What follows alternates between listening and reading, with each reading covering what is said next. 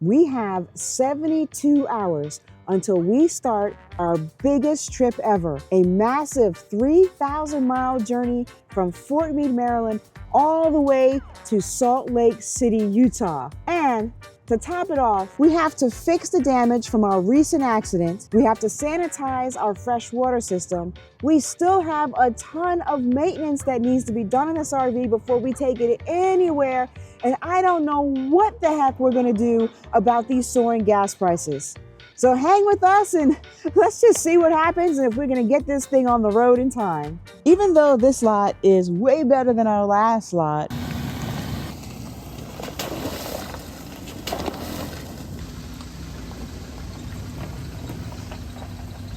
because that was just so bad. There's still some maintenance we have to do to this lot, to this space in the lot, just to make it nicer. I guess it's like, we're doing a space renovation. Yeah, we want to give the mice less places to hide. Pretty much. Can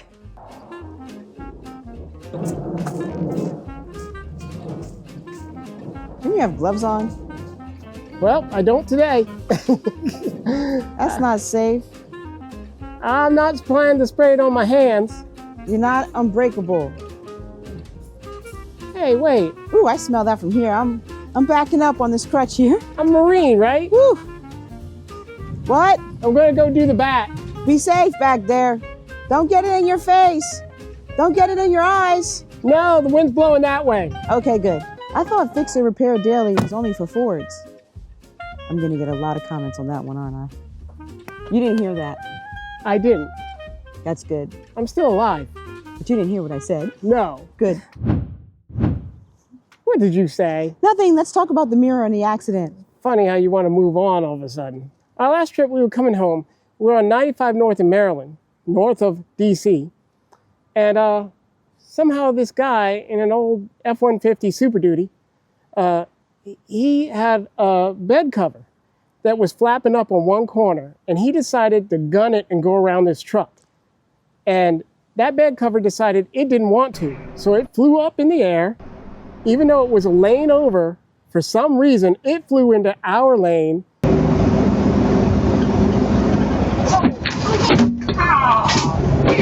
Hit the ground first, which I'm glad it did, because then it shattered. But a piece glanced off the corner of our RV, hit the mirror, popped out our convex mirror, and it went bye-bye. So I've got a new convex to plug in. And we do have some scratches here. I could probably buff those out. Luckily, it didn't gouge the paint out. So that was good. And we learned a very valuable lesson from all this, didn't we, John? Sure. We learned that if something happens on the highway, you should probably call the state police right away. Yes, we did learn that. Because we found out that the state police don't actually patrol that part of the highway we are on. It's the local police department. No, you got it backwards. The local police don't patrol it. It's actually the state police. But I thought you had to call the local police. I thought I did too, but the local police sent me to the other local police. And then that local police said, no, we don't do that. That's the state police. So then we finally ended up going back to the state police who wouldn't do anything about it because it already happened. They only do reports if they show up at the scene.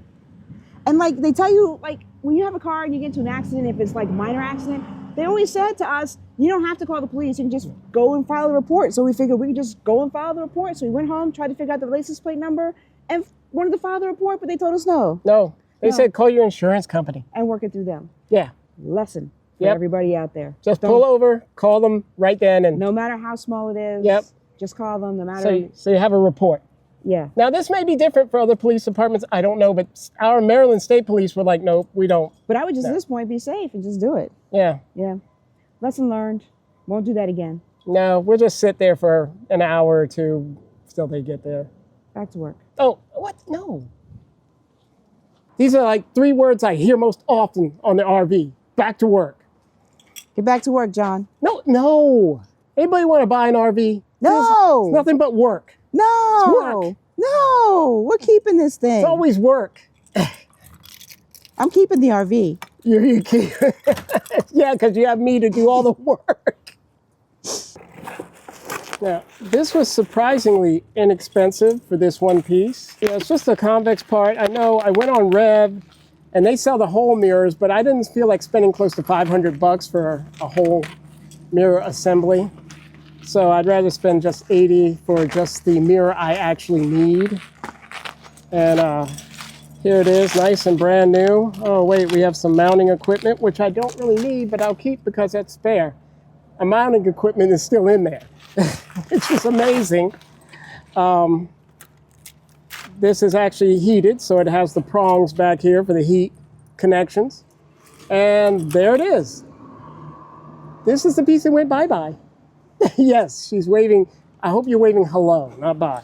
While John's working on the mirror, let's head inside to talk a little bit about some of the money-saving tips we're doing for this trip, given that crazy, crazy, astronomical prices for gas right now. Gas, you say? Oh, did we mention? I'm on partial weight bearing now. One crutch. Oops. Okay, watch it now. This should be super easy now. Yeah, baby.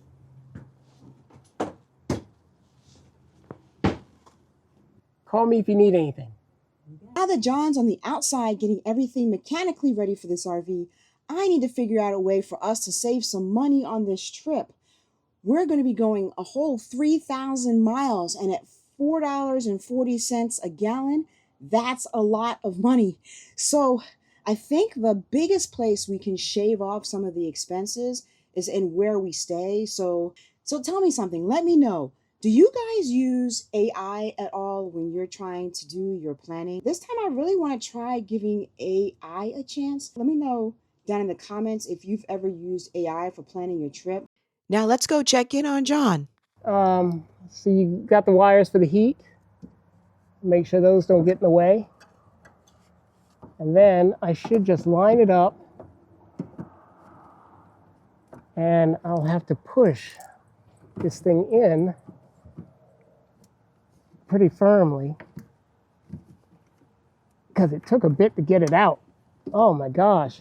This is more difficult than I thought it would be. There, one side in. Ah, there it is. Woo! Ta-da!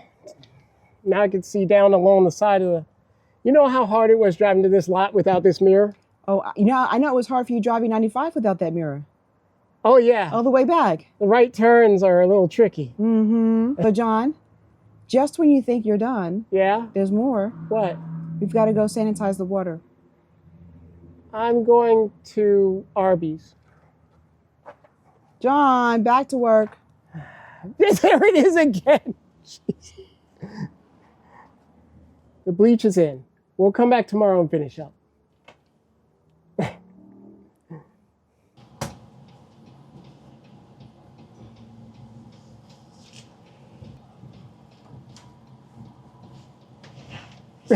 Better.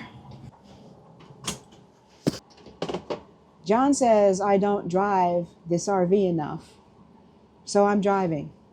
And he says it doesn't matter that I have a hurt foot. I didn't say that. Well, here we go. Which one's the brake?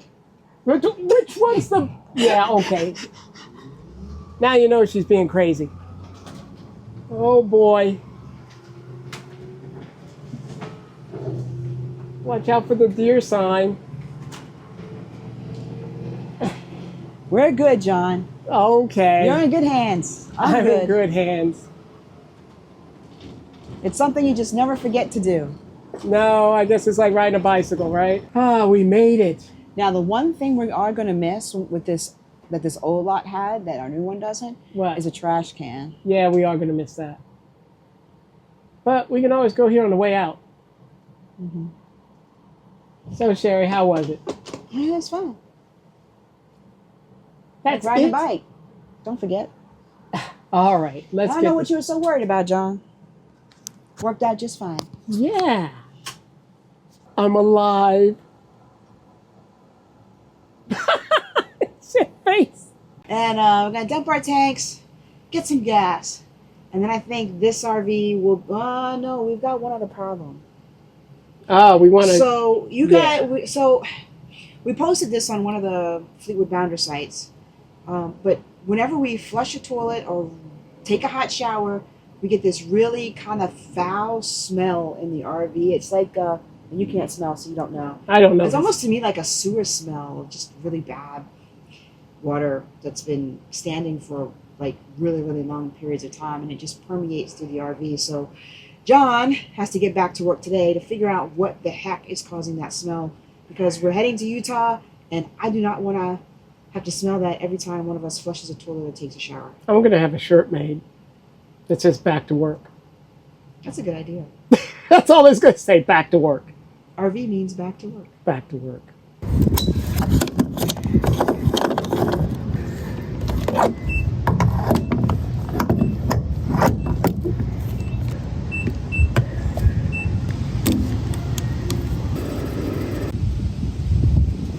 Now the pumps here stop at 150, so I filled up, I got 150, and then I had to do it again, so I got 36. That's $186 worth of gas for about 50 gallons, and that's our fuel total tally for today.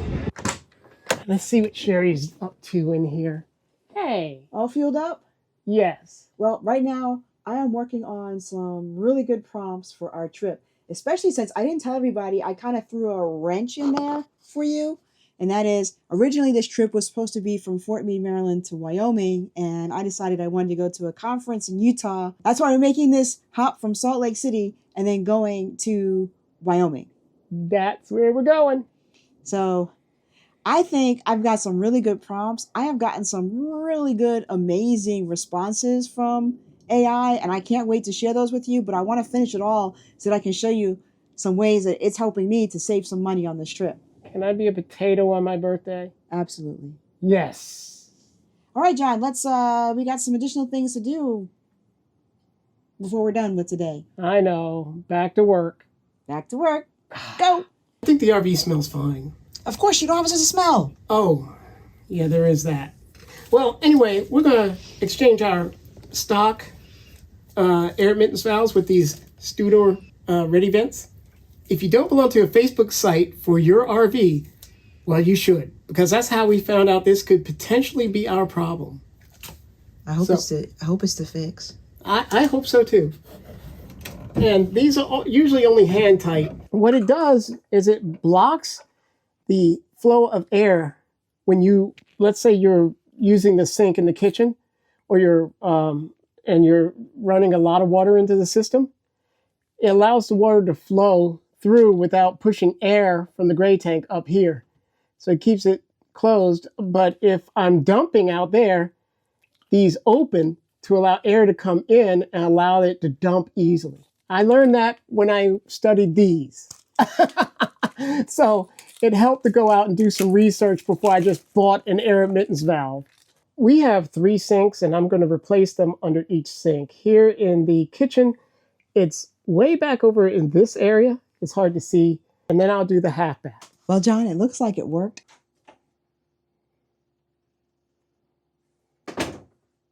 I don't smell anything. I hope that was it.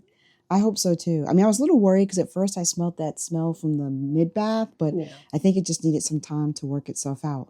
Well, I did unscrew the old valves, and they lead directly to the gray tank. So gray tanks apparently smell sometimes worse than black tanks. Last week, we went to go see a space shuttle that was near the woods, and we also got into an accident.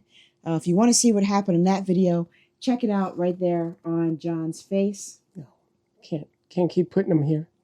And John, you no longer have to get back to work. Finally. You are done with work. Promise? Promise. And stay tuned, because we've got that big trip coming up in just a few days.